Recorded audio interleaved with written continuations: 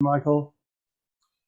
Hi, thank you so much for having me again this week. It's always a great pleasure and an honor.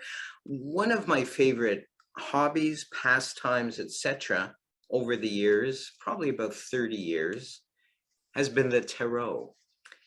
And one of the things I love about the tarot are the rich, vibrant colors. And we're going to use only the major arcana. Usually there's 22 cards. We're only going to use 21. You'll see momentarily why. I'm going to try and experiment in thought perception.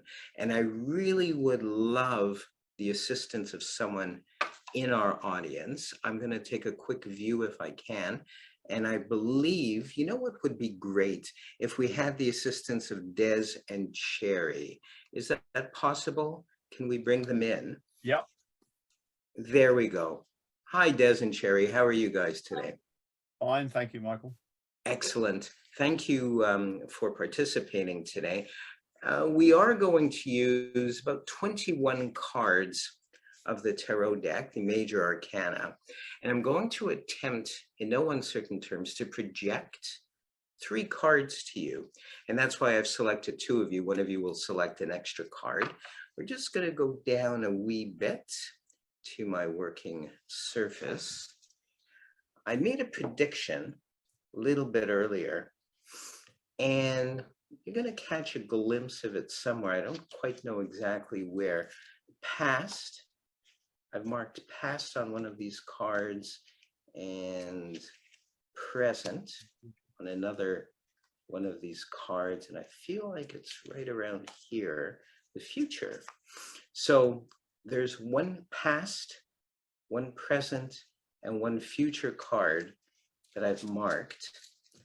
And we're going to, if you will, and again, we're going to try to figure out between us which one matches the past, things that have passed, the current situation, if you will, and what perhaps will be.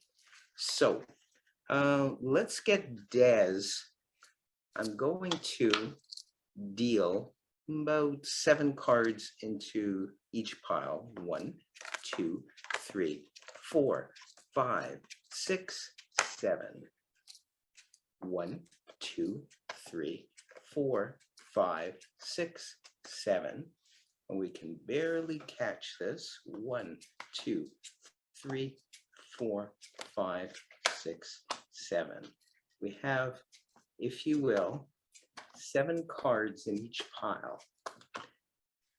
And what I'm going to attempt to do is get you to select from this pile a card that may represent things that have passed. The Tower, as you may or may not know, has to do with major change. It's not subtle in any way, shape, or form. The Moon is cycles. The Hermit is strength from solitude. The Devil card is, in essence, being chained and hindrances, if you will. The Death card is always changes. The Empress card is sort of like the Emperor rather, is wisdom from experience. And the Hermit card, I like to think, is wisdom from suffering.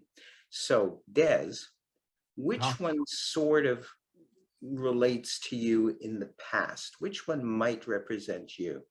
The Emperor. The Emperor. Nice choice. I don't remember. Oh, here it is right here.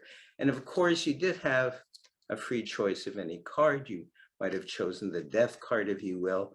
You chose the Emperor to represent your past. I'm going to go now to Cherry. The Empress is almost the equivalent to the Emperor.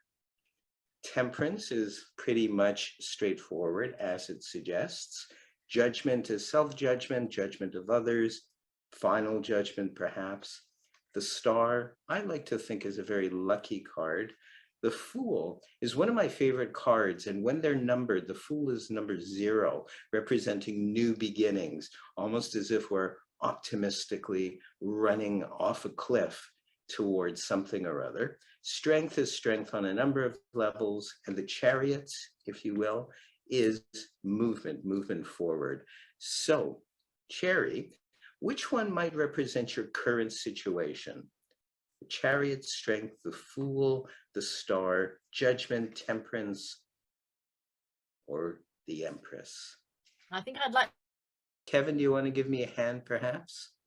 Yeah, we've lost Des and Cherry there. So Maybe you can help me here. So which Yeah. one of these represents your current situation? The star, the empress, temperance, I think judgment, the star. the star. Yeah. Excellent. So again, you had a perfectly free choice. You could have chosen judgment. You chose the star. And is there any particular reason why you selected the star? No, it just flew out at me. Excellent. Okay. And finally, the future. This is always a tough one because who really can predict the future? It is said that the tarot represents symbols in our subconscious mind. Carl Jung certainly suggested this. So on some level or another, Kevin, the Lovers, the Magician. The Lovers represents love on a number of levels. The Magician is dominance over the elements, if you will, justice on a number of levels. High Priestess is the equivalent to the Magician. Wheel of Fortune is one of my favorite ones. It's quite a lucky card. It's karma, if you will. The World is very, very lucky as well. And the Sun. Which one would you like to Well, have? there is my favorite card there, which is the Magician. So The Magician, that's the very one good. it's going to be. I should have known that by the logo behind you. Very good. Again, you could have had a free choice of any card. You chose the Magician for your future. Let's have a look. The Emperor was in the position of the past, and believe it or not, we've succeeded there.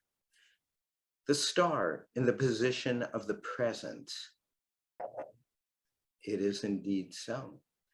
Let us see if we've succeeded with the Magician being the future. And we have indeed gotten all three correct. I'd like to thank you so much, Kevin, and those present. Thank you so Thank you. much. Thank you, Dr. Michael.